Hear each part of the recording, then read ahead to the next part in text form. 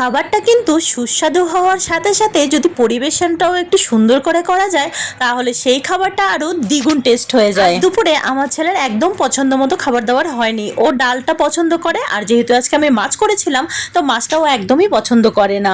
তাই ভাবলাম 5টার দিকে ওকে একটা ভালো জিনিস বানিয়ে দিই।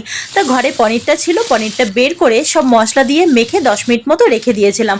তারপর একটু প্যানের মধ্যে দিয়ে এপিট ওপিট একটুখানি সেঁকে নিয়েছি, আর সাথে একটা ক্যাপসিকামও এরকম ডোম করে কেটে দিয়ে দিয়েছি, যেহেতু আমার ছেলে ক্যাপসিকামটা খেতেও ভালোবাসে।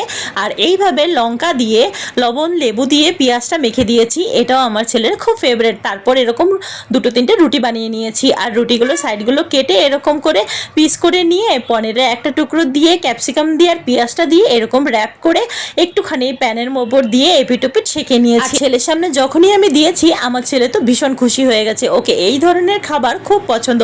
চলো আজকে টাটা, ভালো লাগলে সাবস্ক্রাইব করে সাথে থেকো।